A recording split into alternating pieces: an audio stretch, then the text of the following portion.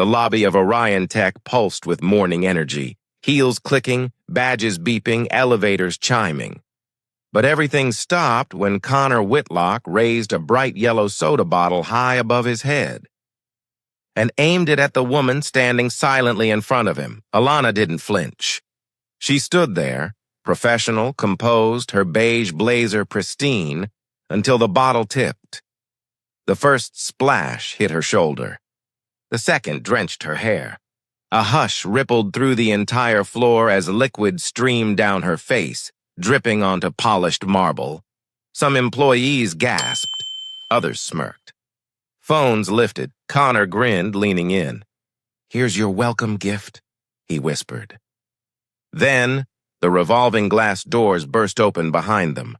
A tall man in a navy suit sprinted inside, eyes locked on Alana. His voice cracked through the silence. "Stop. That's my wife." Alana Hale woke before sunrise, smoothing the sleeves of her blazer, whispering a small prayer for strength. It was her first day at Orion Tech, her first chance in years to step back into the world she once belonged to, a world she had left behind to care for her father when illness drained the family's savings and forced her to take whatever jobs kept them afloat. She'd rebuilt slowly, quietly, piece by piece, and today felt like the beginning of something better. Across the city, Connor Whitlock strutted through the parking garage like he owned the building. He was the kind of man who inherited confidence instead of earning it. Wealthy father, powerful uncle, and a career built on connections rather than competence. Rumors whispered that the company was being bought out, and Connor feared he'd lose the power he enjoyed bullying others with. Then there was Ethan Hale, Alana's husband. But to the employees of Orion Tech, he was just a name rumored in emails. The new majority owner? The man no one had met yet. The man who preferred to walk into his companies unannounced, observing everything before revealing who he was. None of them knew he had arrived early. None of them knew his wife was already inside. Orion Tech stood on the edge of a seismic shift. A billion-dollar merger loomed, one that would decide who stayed, who rose, and who vanished. Whispers spread of a new owner arriving any day, someone ruthless, someone watching. Connor felt his influence slipping, desperate to assert dominance. Alana, unaware of these undercurrents, just hoped to make a quiet, strong first impression, but the building had other plans. Alana stepped through the glass doors hours earlier, clutching her employee folder with both hands. She paused in the lobby, not from fear, but from a quiet determination to breathe before stepping into a world that had once shut its doors on her. The first person she noticed wasn't an executive. It was an overwhelmed intern, trembling as she dropped a stack of onboarding papers. Alana knelt instantly, gathering the scattered sheets with gentle hands, offering a soft smile that eased the girl's panic. Then she helped an elderly janitor struggling with a heavy bin, steadying it without hesitation. "Take your time," she said warmly, as if kindness were her native language. Small acts, small moments, but they revealed who she truly was. Across the street, Ethan Hale walked toward the building with a coffee in one hand, dressed simply enough to blend in. He greeted security by name, complimented the guard's newborn son, and stepped inside, believing his wife was somewhere safely preparing for her first day. He didn't know that within hours, the woman he adored would be standing in this very lobby, shaking beneath a storm of humiliation he had never imagined. Orion Tech had a polished exterior, but beneath the glass and steel, a darker culture thrived, one Connor ruled with cheap laughter and cruelty disguised as team bonding. New hires were his favorite targets, especially anyone who didn't fit his narrow idea of professional. When he saw Alana, quiet, poised, unfamiliar, he snickered to his friends. "Let's give her a proper welcome," They gathered around the break room, shaking a bottle of soda until it frothed like a weapon. A receptionist tried to intervene, whispering, "Connor, don't." He rolled his eyes. "It's just a prank. Relax."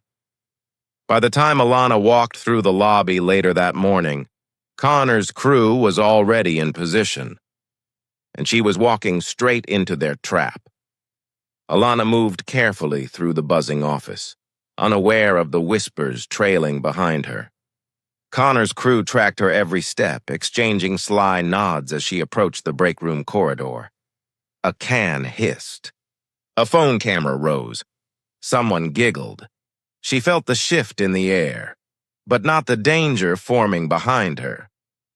Connor appeared at the end of the hallway, leaning against the wall like he owned the building. His smile was thin, practiced, poisonous. He tapped the soda can in his hand, eyes locked on Alana like she was prey wandering into a trap. "Relax," he whispered to his crew. "Wait for my cue." They straightened, because their leader had arrived. The office hummed with its usual late-afternoon rhythm, keyboards clicking, printers groaning, phones chirping with artificial cheer. But above that normal noise floated something else, a quiet, electric tension that followed Alana as she walked toward the supply lounge. She didn't know she was being hunted. Connor trailed behind her, slow, deliberate, leading his pack with the swagger of a man who loved an audience. His crew drifted around him like satellites. Derek with a crooked smirk, Kayla pretending innocence, and Matt already positioning his phone for content. They weren't pranksters. They were predators rehearsing cruelty.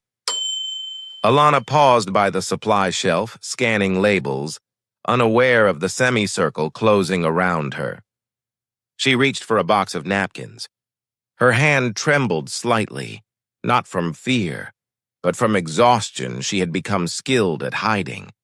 Double shifts, late-night cleaning for extra income, early mornings preparing her son for school, a life built on quiet resilience no one in this building cared to see. She took a deep breath, straightened her back, and kept searching for the supplies she needed. To Connor, that tiny gesture looked like confidence. And confidence, especially from a black woman he'd already decided to dislike, was unforgivable. He nodded to Derek, and the trap began. Derek accidentally bumped into her. Shoulder first, hard, enough to force her sideways, enough to jolt the items from the shelf, enough to make the room go still for a moment, waiting for her reaction. "Watch where you're standing," Derek muttered, loud enough for the others to hear, quiet enough to sound reasonable if anything escalated. Alana simply adjusted the fallen items with calm. "Steady hands." "I'm sorry," she whispered. That infuriated Connor more than defiance would have. He stepped forward, placing himself directly behind her, so close she could feel the shift of air from his breathing. "You always this clumsy?" he asked softly. Alana froze, that tone. She'd heard it before, in grocery stores, at bus stops, in the homes she cleaned on weekends. The voice that didn't need to raise itself to sound powerful. The voice that expected her to shrink, apologize, and vanish into the floor. She turned slowly, forcing her voice to remain level. "Is something wrong?" Connor smiled. A smile with no warmth. A smile that meant something terrible was coming. "Oh, nothing," he said. "My team and I were just wondering." He lifted the can in his hand. "How fast you are." Before she could react, he flicked a few drops of soda toward her shoes. Derek snickered. Kayla covered her mouth dramatically. Matt's camera lifted higher. Alana took a step back, breath tightening, instinct burning in her chest. "Please don't do that," she said softly. Connor leaned in, eyebrows raised in mock sympathy. "Don't do what exactly?" He tipped the can again. A second splash hit her ankle. Her heart hammered. Her jaw tightened, but she didn't raise her voice. She didn't push back. She didn't defend herself, because she knew, in workplaces like this, a black woman raising her voice was aggressive.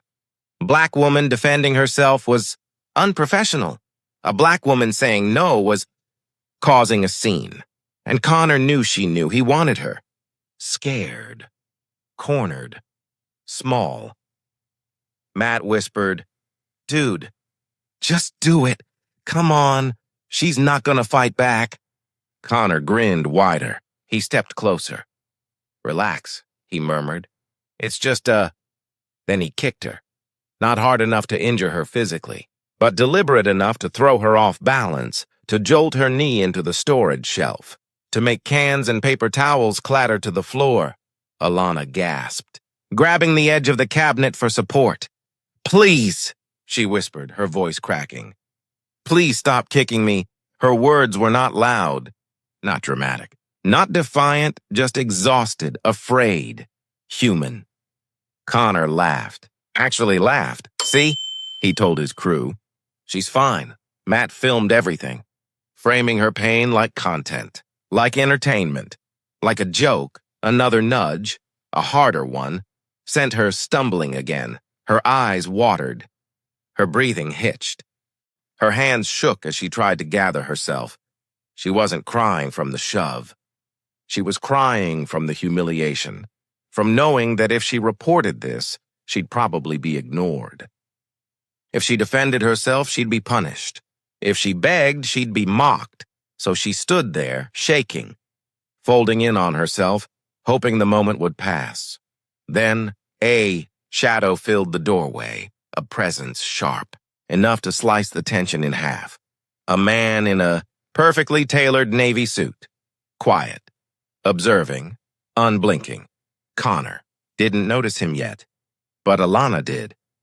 And for the first time since the nightmare began, she saw something shift in the air. Not danger, not cruelty, power. And it was finally on her side. Connor's foot lifted again. Casual, careless, ready to deliver another humiliating kick. But this time, he never made contact. A hand, firm, steady, commanding, closed around his ankle mid-swing. Connor froze. The entire room froze. Alana's breath hitched as she slowly lifted her eyes. And finally saw him clearly, the man in the navy suit. The man who had been standing silently in the doorway. The man whose expression radiated a control so cold it felt like a storm gathering in human form. "Enough," he said softly. Not loud, not angry, soft, but with a weight that made everyone in the room straighten instinctively. Connor jerked his leg back, trying to mask the flicker of panic behind a shaky laugh. Sir, we were just messing around." The man stepped forward, each step measured, deliberate, impossible to ignore. "And you think assaulting an employee is a joke?" he asked quietly. The crew suddenly looked very small, very unsure, very exposed. Matt lowered his phone. Kayla backed into the shelf. Derek swallowed hard. Alana pressed herself against the counter. Her hands trembling, the man looked at her. Not with pity, not with shock, but with the unmistakable recognition of someone who had seen enough injustice for one lifetime. "What's your name?" he asked her gently. She swallowed. Alana," she whispered. He nodded once. "Alana, you're safe now." Then he turned back to Connor, and his voice, still calm, became steel, "Because now, you answer to me." The room inhaled. The reckoning had just begun. Connor's mouth opened, closed, then opened again like a man realizing, too late, that he'd misread the entire situation. "Answer. To you," he repeated with a shaky laugh. "Sir, look, you don't get it. She's overreacting. We were just having fun. You know how they are." The room snapped. The air tightened. Even his own friends winced at that one word, they. The man in the navy suit stepped closer. So close, Connor had to tilt his head back to maintain eye contact. "Finish that sentence." the man said quietly. Go on? Connor's throat bobbed as he swallowed. I didn't mean it like that, but you did. The man's voice remained low, perfectly controlled. You meant exactly that, Kayla stammered. Sir, he didn't mean anything racist. The man lifted one hand sharply. She fell silent instantly. He turned to Alana instead. Did they do this to you before today? He asked gently. Alana hesitated. Her lip quivered. She lowered her eyes, ashamed of the truth even though none of it was her fault. Yes, she whispered. How many times? Her fingers tightened around the napkins she still held, a worker's instinct to stay composed even through humiliation. 3, Connor snapped. She's lying. The man didn't even look at him. His eyes remained on Alana. Kind, steady, grounding. Thank you for telling me, he said softly. Then he turned, and the warmth in his voice disappeared like a flame snuffed out. What's your position? He asked Connor. Assistant operations lead, Connor muttered. And you? He asked Derek. Warehouse coordinator? Derek croaked. You too? He looked at Kayla and Matt. Inventory. Logistics. Their voices tripped over themselves. The man nodded slowly, as if filing each title into a mental drawer. Then, did you think your job titles protected you? He asked. Connor scoffed, suddenly defensive. Sir, who even are you? You walk in here acting like... Acting? The man interrupted. No, son, I don't act. He slipped a sleek ID card from his inner jacket pocket and placed it on the counter. The room collectively inhaled. The badge gleamed. Executive owner, Harrison Cole Connors. Face drained of all color. Kayla choked on a breath. Matt's phone slipped from his hand and clattered against the floor. Derek actually took a step back. Harrison Cole, the owner, the man whose signature determined every paycheck, every promotion, every future in that building. He looked at Connor with the calm of a man accustomed to making permanent decisions. You kicked a woman in my building, Harrison said softly. You mocked, filmed, and humiliated one of my employees. He leaned in. And you did it proudly, Connor stuttered. Sir, please. No, Harrison said. No excuses. Security guards appeared at the doorway as if summoned by invisible signal. The crew panicked. Harrison, wait, Connor begged. Sir, I'm sorry. Harrison didn't even blink. You will speak when spoken to, he said. Then his gaze shifted to Alana, and his voice once again softened. Alana. This ends today. He turned back to Connor. And for you, this is only the beginning. The tension in the room shifted. Not just fear now, but the dawning realization that every single second going forward would be remembered. Harrison Cole didn't raise his voice. He didn't need to. He simply stood there, calm, immovable, like a judge about to deliver a verdict no one could escape. Alana, he said gently. Come stand beside me. She hesitated, trembling, unsure if she even had the right to move. But the reassurance in his eyes, that subtle grounding nod, pulled her forward step by step until she stood just behind his left shoulder, protected, acknowledged.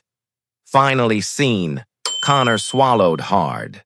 Sir, this is a misunderstanding. She makes mistakes all the time. She drops trays, she's slow, and that justifies kicking her? Harrison asked calmly. Connor's mouth snapped shut. Harrison turned slightly, addressing the room. Not loudly, but with a clarity that cut through the air like polished steel. Listen carefully, all of you. Alana Howard is not a problem. She is not a burden. She is not less than because of her job title. He stepped closer to the terrified group. What is a problem, he continued, is a culture that allowed you to think you could treat a human being like trash while standing under a roof that I built. Derek flinched. Matt stared at the floor. Kayla's breathing turned shallow and panicked, but Harrison wasn't finished. He walked to the wall, toward a framed poster every employee passed daily, but none ever took seriously. The coal company values. Respect, dignity, accountability. He tapped the glass. This is not decoration. These words are company law. And today, you violated all three. He folded his arms. Connor, he said, his tone making the name feel like a verdict. Do you know where I learned to manage people? Connor shook his head slowly. My mother cleaned houses, Harrison said. My sister worked in restaurants. I grew up watching people with money assume they had the right to crush people who served them. He looked directly at Alana, and I promised myself I'd never allow that in any building. With my name on it, his voice deepened.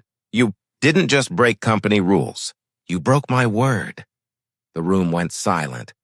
The hierarchy had shifted, and every person knew it. Harrison took one slow step closer, and the room seemed to shrink around Connor. You think this ends with an apology? Harrison asked. Connor's lips trembled. I'll do anything. Sir, I'm sorry. I didn't mean... Harrison lifted a hand. The apology died in Connor's throat. You didn't mean to get caught, Harrison said softly. Not to stop, Kayla sobbed quietly. Matt wiped sweat off his forehead. Derek kept whispering, We're screwed. We're so screwed! But Harrison wasn't looking at them anymore. His focus narrowed, locked, on the phone lying on the floor. The phone Matt had dropped. The screen was still recording, still capturing everything. Harrison bent, picked it up and glanced at the video. Then he turned the screen toward them. You filmed her pain, he said. A pause. Then, now, we show the truth. The room seemed to tilt as Harrison held the phone upright, the bright screen cutting through the fluorescent lighting like a blade. For a long, terrible second, no one breathed. Then Harrison pressed play, and the room filled with the sound of Alana's voice. Small, shaking, desperate. Please stop kicking me. Connor flinched like the words physically struck him. Kayla covered her mouth. Matt's knees buckled. Derek whispered, Oh, God! Oh, God! But the video continued. The shove. The laughter. The second kick. The mocking voices. The way Alana folded into herself trying to disappear. Every second was damning. Every frame was unforgivable. Harrison didn't look away. Not once. He let the recording play until the very last second. The moment he stepped into frame. The moment Connor finally froze, then he ended the video.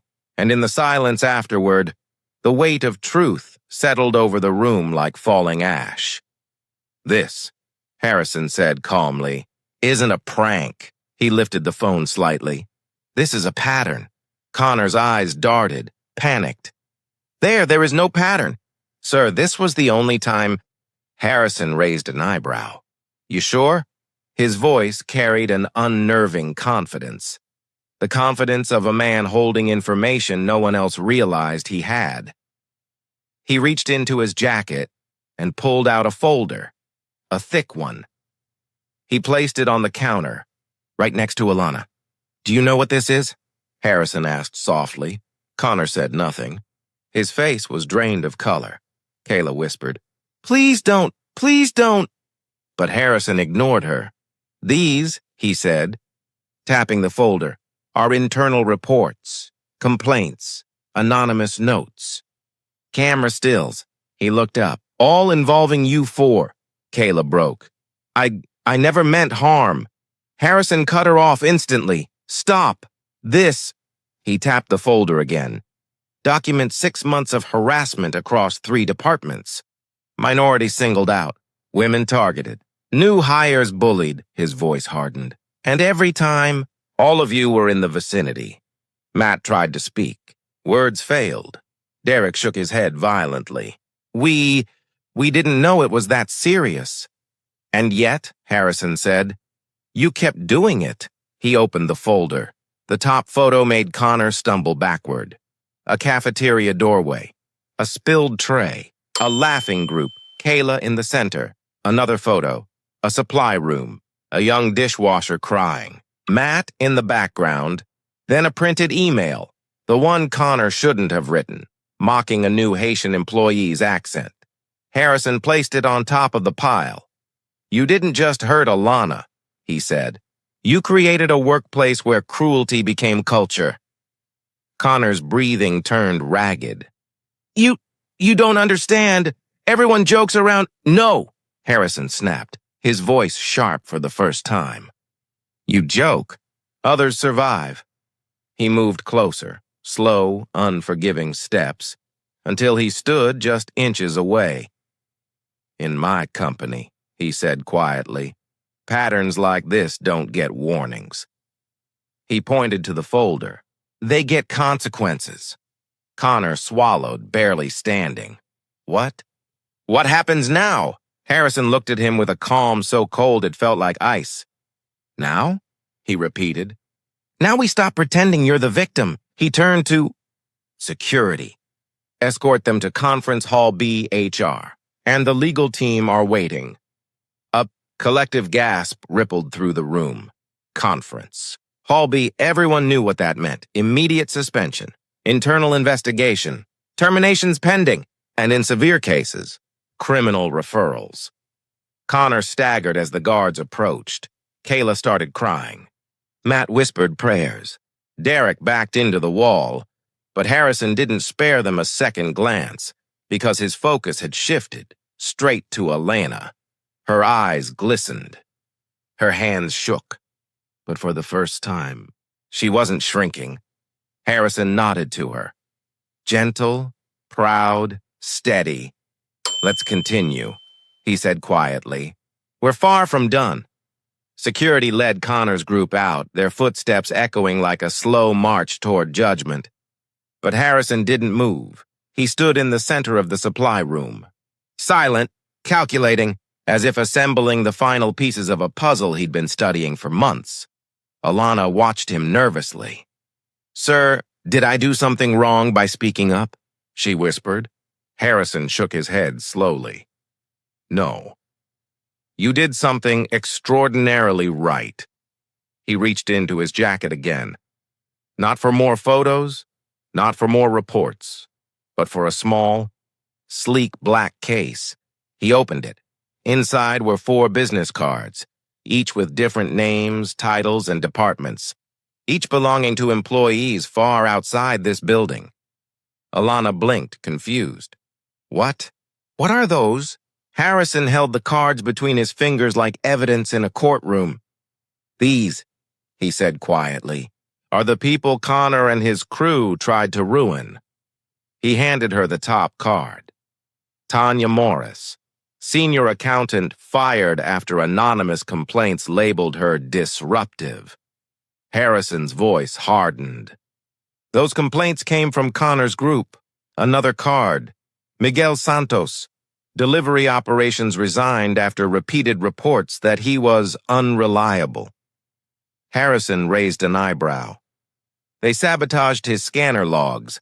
A third, Lily Cho, customer support lead.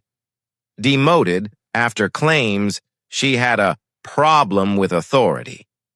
"They edited clips of her meetings," Harrison said, and the last card. One Harrison held a moment before giving it to her.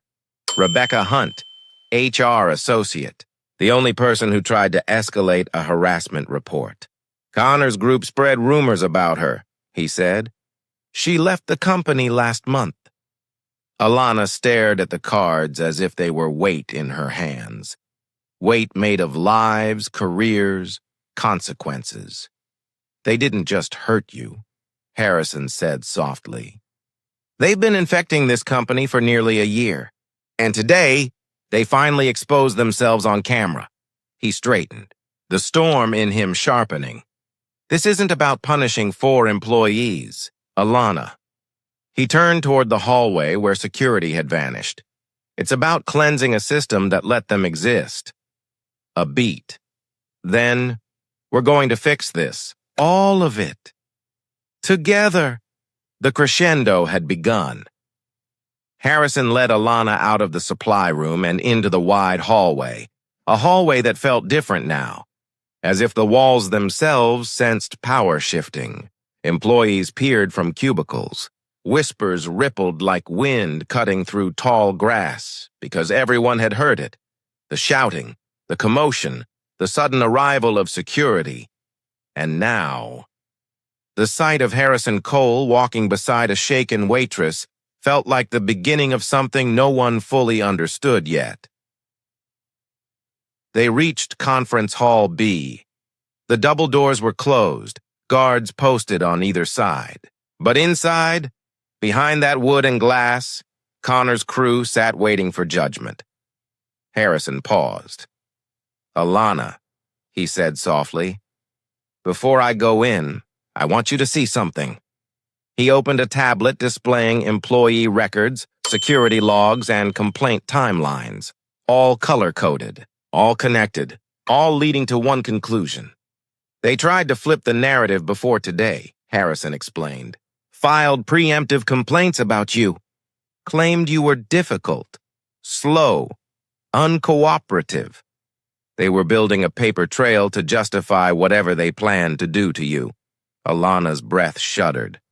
I didn't even know." "That's the point," Harrison replied. "You weren't supposed to."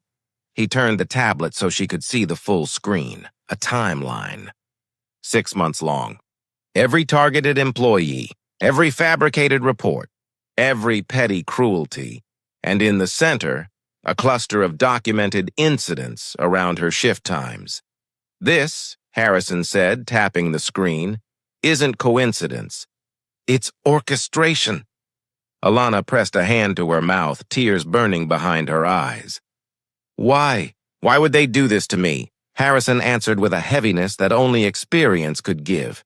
"Because people like them hate what they can't control. Your kindness, your dignity, your restraint. It challenged them. And cruelty is their language." She wiped her cheek, steadying herself. "What happens now?" Harrison exhaled deeply. A slow, grounded exhale that signaled the shift from investigation.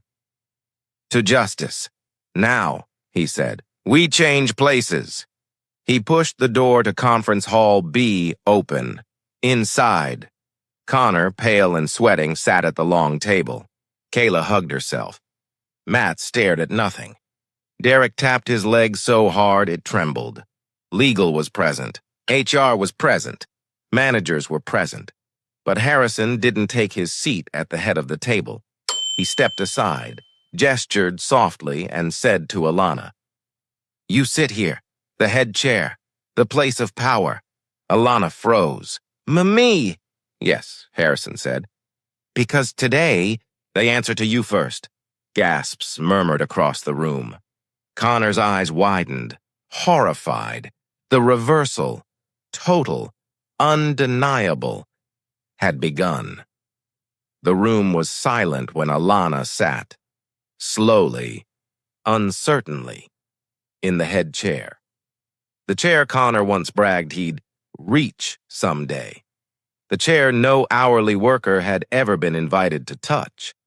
The chair where decisions were made and lives changed.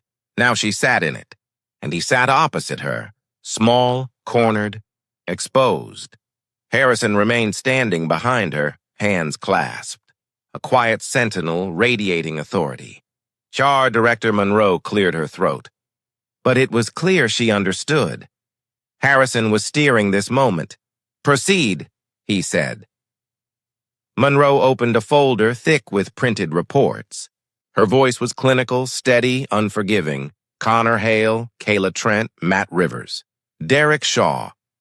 This session is to address patterns of misconduct, including harassment, targeted aggression, falsified documentation, and behavior creating a hostile work environment.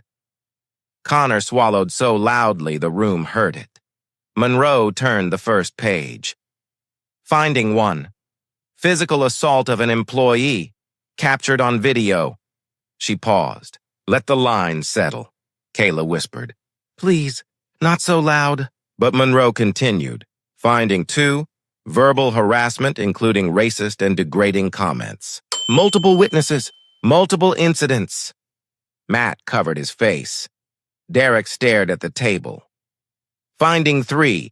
Document manipulation to harm co-workers' performance reviews. Cross-verified with system logs. Kayla began crying again, shoulders shaking. Finding 4. Retaliatory targeting of female and minority staff.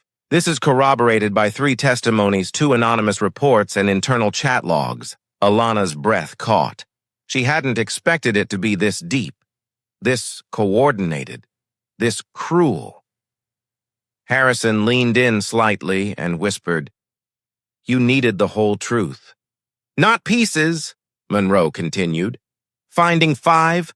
Coercive group behavior encouraging or rewarding mistreatment of lower-level employees, Connor snapped. "That's not fair. Everyone jokes around here. You can't pin everything on." Harrison cut him off with a single word. "Sit." Connor fell silent immediately. Monroe closed the folder.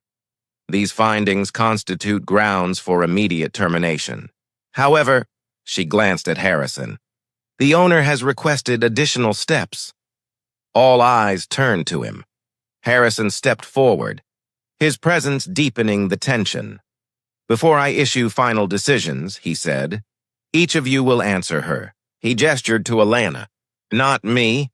The 4 employees looked at her in disbelief, as if being held accountable by a woman they saw as inferior was its own punishment. "Alana," Harrison said softly, "ask them what you need to ask." She froze. Her hand shook, her heart hammered. But slowly, she lifted her eyes, meeting theirs one by one. Her voice was soft, fragile, but clear. "Why?" she whispered. Connor blinked. "What? Why did you do this to me?" she said again. Her voice cracked. "But more than that, why did you think you could?" Kayla burst into sobs. I didn't mean—" "Stop," Alana said gently. "Mean to hurt me? Or mean to get caught hurting me?" Kayla couldn't answer. Alana turned to Derek. "You kicked my cart, dumped trays in front of me, laughed when I slipped. Why?" He stared at the floor. "I don't know." "Yes, you do," Alana said quietly.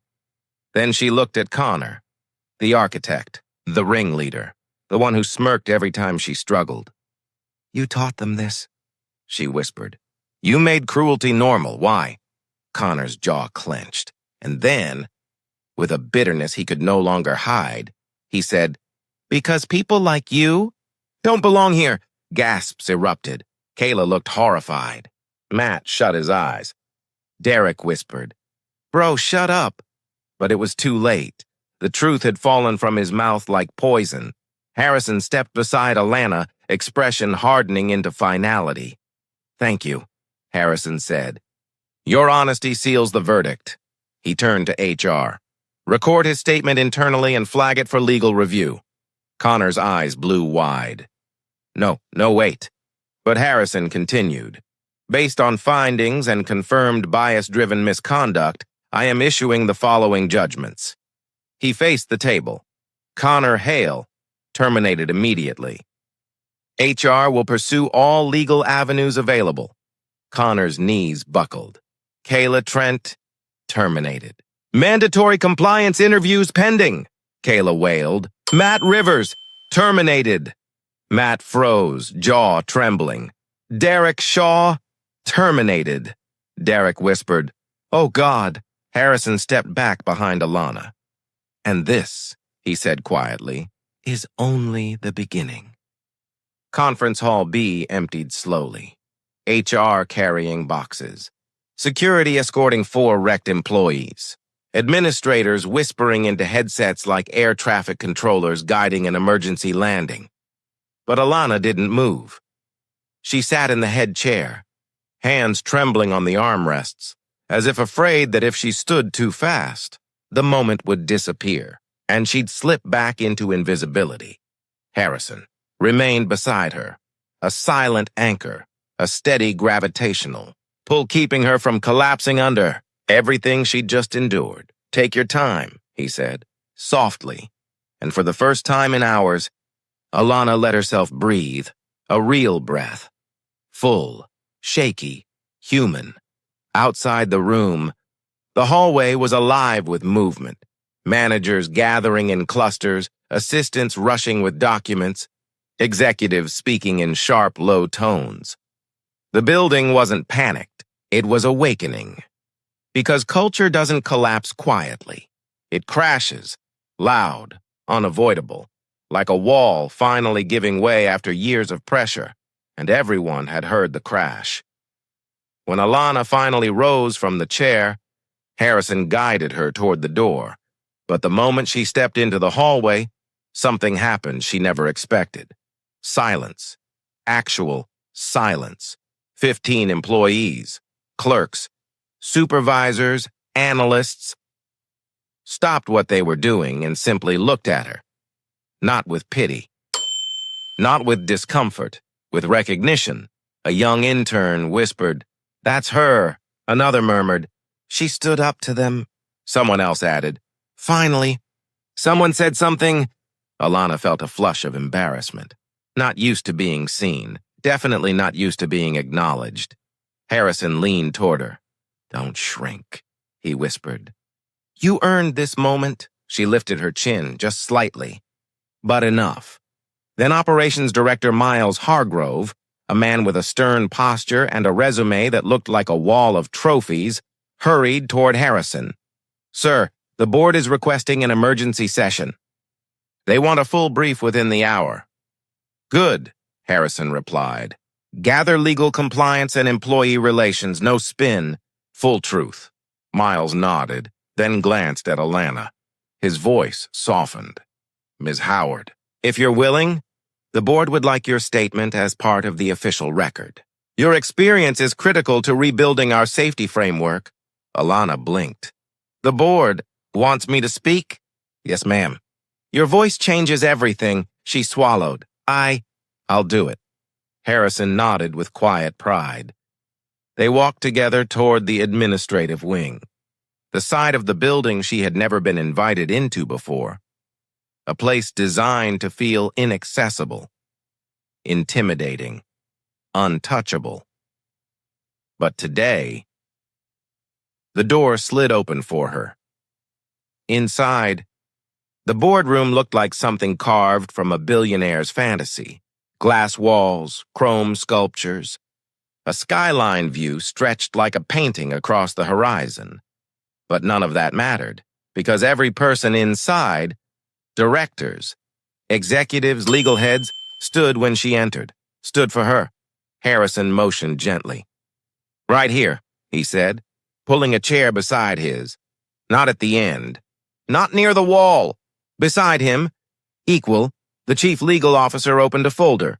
"For the record," she said, "we acknowledge Ms. Alana Howard as not merely a witness, but a victim of systemic workplace targeting, escalation, and racialized misconduct." Her voice was calm but edged with steel. "And following Mr. Cole's directive, we are reviewing not just the individuals involved, but the structures that enabled them." A compliance officer read through policy breaches. A legal analyst outlined liability assessments. A director discussed training failures, each revelation heavier than the last. Alana sat quietly, absorbing it all, the depth, the history, the rot under the surface she never knew existed. Then a board member spoke directly to her. "Ms. Howard, you have no obligation to participate further if this becomes overwhelming. Your well-being is our priority." Alana lifted her eyes. Her voice shook, but her words didn't. "I've been quiet for a long time," she said softly. "Not because I wanted to be, but because I didn't think my voice mattered here." A pause, a breath. But today proved it does. The room absorbed the weight of her words. Harrison rested a hand on the table, close enough for support, far enough to let her stand on her own. "Your voice," he said, "is now the catalyst for change." And in that boardroom, high above the city, flooded with afternoon light, Alana felt something she never thought she'd feel inside this building. Power. Not taken. Not given. Reclaimed. The internal shift had begun, and the rest of the world didn't even know what was coming next. The boardroom meeting ended. But the story was only beginning. By the time Alana stepped into the lobby beside Harrison, the world outside the building had already changed. Phone screens glowed across the reception area. Employees whispered in clusters. Security guards exchanged tense glances because the video, the one Matt had filmed, the one Harrison played for everyone, had been uploaded, not by Connor, not by Kayla, not even by the company, but by an intern. The same intern who had seen Alana trembling in the hallway and decided the world needed to know the truth. And now? The internet was awake, the title flashing across every screen. Waitress begged him to stop, and he kicked her. CEO stepped in. The clip had 280,000 views in the first hour. By the second hour, it crossed 1 million. Hashtags spread like wildfire. Justice for Alana. Workplace abuse exposed Estes Coal Company. Accountability. Now Harrison was trending globally, not as a billionaire, not as a CEO, but as a man who stepped in when everyone else stayed silent. But he didn't care about the praise.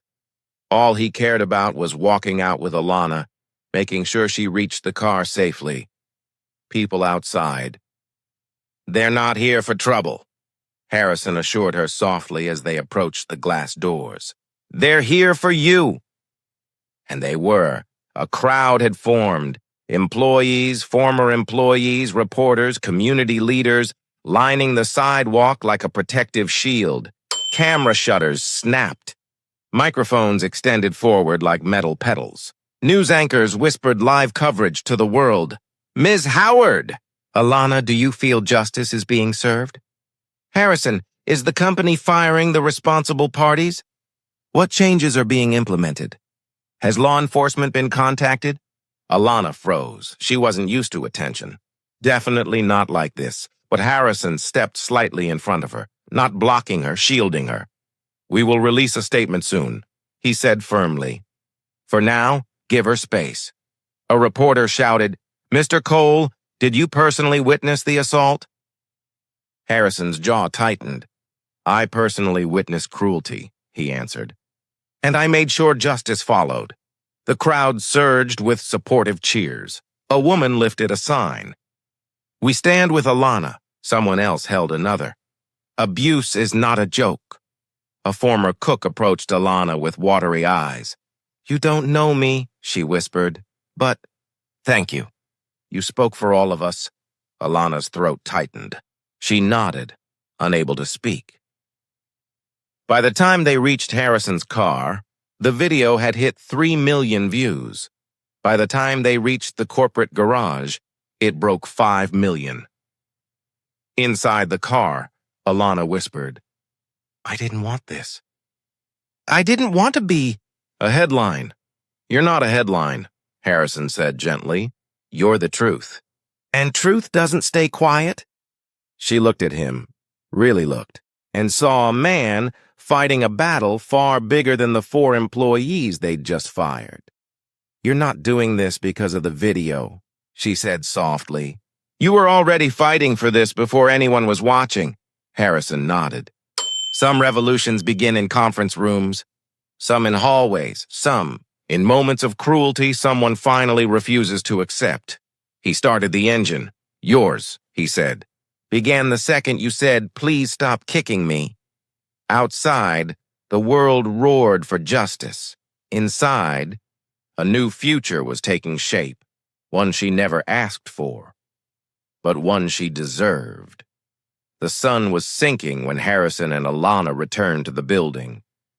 But inside Coal Company headquarters, the day was far from over. Because the video had detonated far beyond social media, it had reached industries, corporations, boards, advocacy groups, labor attorneys, civil rights journalists, and most importantly, regulatory agencies. By the time Harrison reached his office, his assistant Lydia rushed forward with a trembling tablet. "Sir, you need to see this." She pulled up a live report. EOC announces inquiry into coal company after viral assault video. A second headline blinked beneath it. State Labor Department requests immediate compliance documentation. A third, National Employment Law Journal, case exposes widespread systemic failure. Harrison exhaled slowly.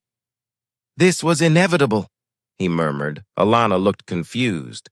"What does all of that mean?" "It means," Harrison said quietly, "we're no longer dealing with 4 employees. We're dealing with the entire system that let them exist." Another alert appeared on Lydia's tablet. "Sir, the governor's office just asked for a briefing." "And the shareholders?" Harrison asked. "Calling emergency meetings. They want statements, reassurances, consequences." Alana's heart sank. "I didn't mean to cause all this." "Alana," Harrison said gently, turning to her, "you didn't cause this. Your courage revealed it." He guided her into the office just as 3 board members entered via video conference. "Mr. Cole," the chairwoman said sharply, "we're facing multi-level scrutiny. Investors are demanding clarity. And the press is dissecting every inch of the video." She paused.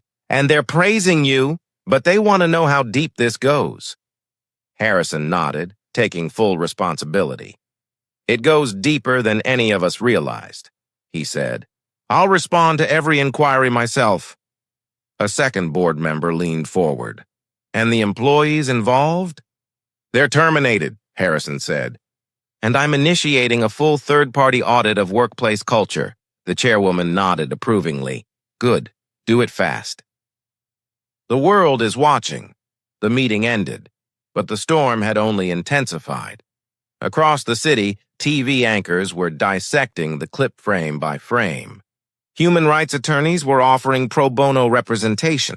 Former employees were posting their stories, not just about Connor's crew, but about a pattern of subtle disrespect that had simmered under the surface for years. The entire corporate ecosystem was trembling, and then the inevitable happened. The families of Connor, Kayla, Derek, and Matt reacted, not with apologies, with rage. Connor's mother posted an emotional rant online, claiming her son was the real victim. Kayla's boyfriend posted a video blaming woke culture for ruining her life.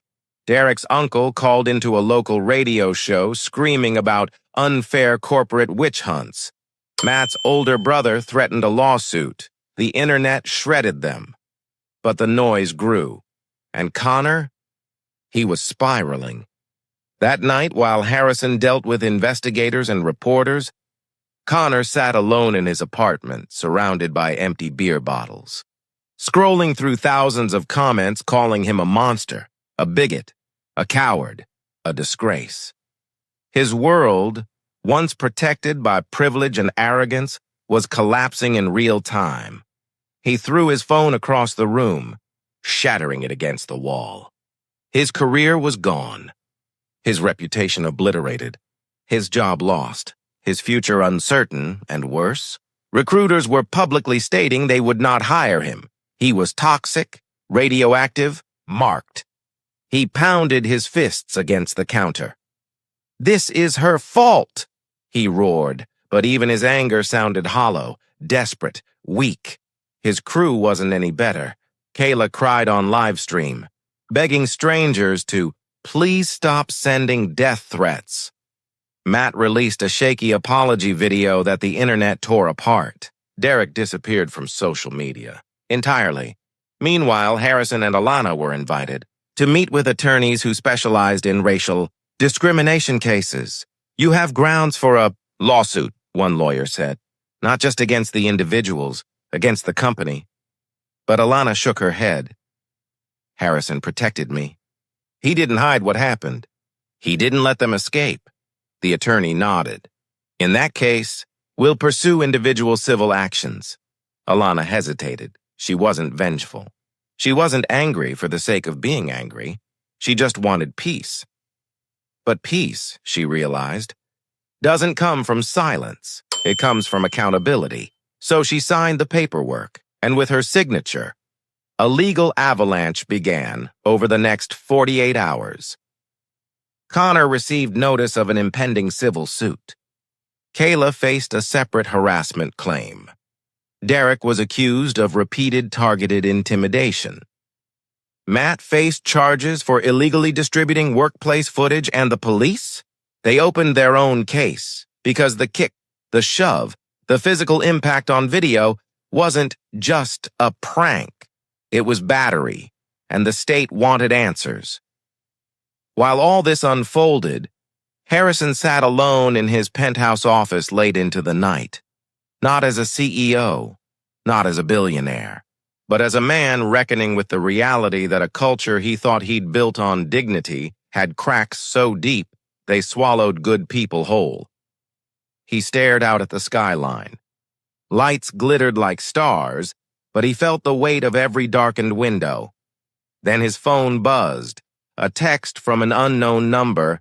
"Mr. Cole, thank you for what you did. I left the company because I couldn't fight them. But you did, and you fought for all of us." He exhaled, long, heavy. This wasn't just an incident. It was a reckoning. And tomorrow, the world would demand more. The courthouse was colder than Alana expected, the kind of cold that didn't come from air conditioning, but from tension sitting heavy on every polished surface, every marble pillar, every whispered conversation simmering in the gallery. It had been 9 months since the video shook the world. 9 months of investigations, lawsuits, statements, hearings, and a city coming to terms with what had happened inside Coal Company. Now it all came down to this. Sentencing day. Connor sat at the defense table, no longer smirking, no longer invincible. His once perfectly groomed hair was unkempt. His jaw clenched, his eyes swollen from nights of anxiety and regret he would never admit. Beside him sat Kayla, avoidant, pale. Derek, stone-faced but trembling. Matt, head down, unable to look at anyone. The judge entered. Everyone rose. Alana's heart pounded. But Harrison stepped closer, standing beside her not as a CEO, not as a billionaire, but as the man who had chosen to stand with her when no one else did. "All rise," the bailiff announced. Judge Whitmore, a woman with silver hair, pulled into a no-nonsense. Bunn sat down. Her voice was sharp, controlled, and merciless. "This court has reviewed video evidence, sworn testimony, workplace records, and psychological evaluations," she began. "What occurred inside that building was not a prank.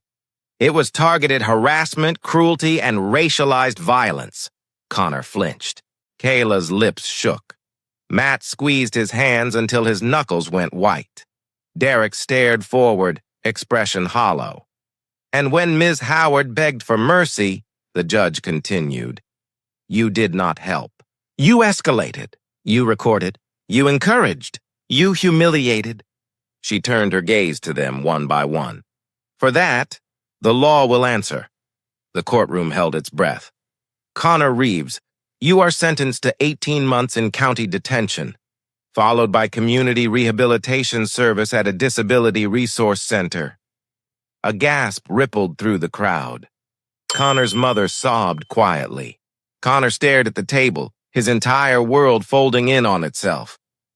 "Kayla Morris, you are sentenced to 180 days, suspended plus mandatory bias re-education, and 300 hours of community service." Kayla broke into tears. "Derek Hale, for intimidation and persistent harassment, you are sentenced to 9 months probation and anger management supervision." Derek clenched his jaw, tears filling his eyes despite himself. "And Matthew Burns, for unauthorized workplace recording and deliberate escalation of a harmful situation, you are sentenced to 6 months plus civil liability." Matt exhaled sharply, devastated. Then the judge turned toward Alana. And finally, this court acknowledges the extraordinary bravery of Ms. Alana Howard. Your refusal to stay silent did not simply expose wrongdoing. It forced a community, a corporation, and a country to confront a truth too often ignored. Alana's eyes blurred. Her fingers trembled. Because of you, the judge continued softly. Policies changed. Lives changed. Culture changed. The judge paused, then stood. Court is adjourned. The sound of her gavel echoed like thunder. A sound that meant closure, finality, justice. As the courtroom erupted in chatter, Harrison touched Alana's shoulder. "You did it," he whispered. "No," she said softly. "We did." 1 year later, the Freedom Steps Center opened on a warm summer morning. The building wrapped in sunlight like a symbol of everything that had been fought for. It wasn't just a center. It was a movement, a place where kids with mobility challenges danced freely, where families attended support workshops, where volunteers greeted visitors with pride, where walls were covered in murals painted by the children themselves. At the entrance, a brass plaque gleamed, dedicated to the courage of those who speak up and those who stand beside them. Alana read it every morning, not for ego, for grounding, because the past year had changed her entire life. She wasn't just a survivor anymore. She was a mentor, a speaker, an advocate, a leader for dozens of young girls who whispered to her, "You made me brave." The community loved her. The staff respected her. The kids adored her. And every Thursday afternoon, Harrison visited not as the CEO making a public appearance, but as Harrison, a man who had learned more about humanity in one moment of truth than in 20 years of boardrooms.